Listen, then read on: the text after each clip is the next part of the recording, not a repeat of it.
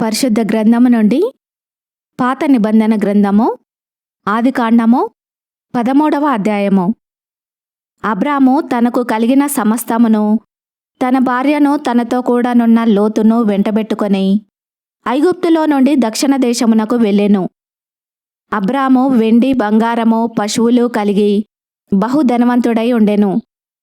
అతడు ప్రయాణము చేయుచు దక్షిణము నుండి బేతేలు వరకు, అనగా బేతేలుకును హాయికిని మధ్య తన గుడారము మొదట ఉండిన స్థలము వరకు వెళ్ళి తాను మొదట బలిపీఠమును కట్టిన చోట చేరెను.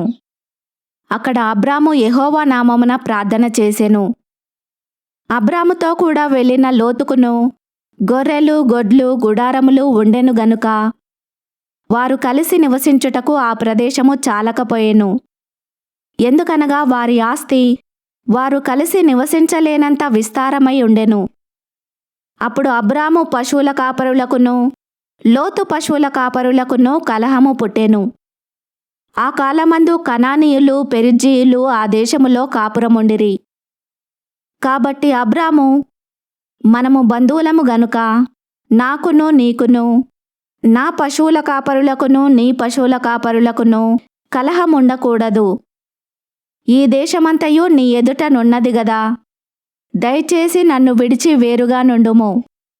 నీవు ఎడమతట్టునకు వెళ్ళిన ఎడల నేను కుడితట్టునకును, నీవు కుడితట్టునకు వెళ్ళిన ఎడల నేను ఎడమతట్టునకును వెళ్ళుదునని లోతుతో చెప్పగా, లోతు తన కన్నులెత్తి యోర్దాను ప్రాంతమంతటినీ చూచెను. యెహోవా సొదొమ గొమొర్రా అను పట్టణములను నాశనము చేయకమునుపు సోయరుకు వచ్చు వరకు అదంతయు యెహోవా తోటవలెను ఐగుప్తు దేశము వలెను నీళ్లుపారు దేశమై ఉండెను. కాబట్టి లోతు తనకు యోర్దాను ప్రాంతమంతటినీ ఏర్పరచుకొని తూర్పుగా ప్రయాణము చేసెను. అట్లు వారు ఒకరినొకరు వేరైపోయిరి. అబ్రాము కనానులో నివసించెను. లోతు ఆ మైదానమందున్న పట్టణముల ప్రదేశములలో కాపురముండి సొదొమ దగ్గర తన గుడారము వేసుకొనెను. సొదొమ మనుషులు దుష్టులును యెహోవా దృష్టికి బహుపాపులునై ఉండిరి. లోతు అబ్రామును విడిచిపోయిన తర్వాత యెహోవా, ఇదిగో నీ కన్నులెత్తి నీ ఉన్న చోట నుండి ఉత్తరపు తట్టు, దక్షిణపు తట్టు, తూర్పు తట్టు, పడమర తట్టును చూడుము. ఎందుకనగా నీవు చూచుచున్న ఈ దేశమంతటిని నీకును నీ సంతానమునకును సదాకాలము ఇచ్చేదను.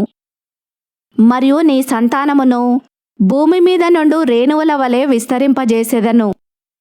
ఎట్లనగా ఒకడు భూమి మీద నుండు రేణువులను లెక్కింపగలిగిన ఎడల నీ సంతానమును కూడా లెక్కింపవచ్చును. నీవు లేచి ఈ దేశము యొక్క పొడవున వెడల్పున దానిలో సంచరించుము.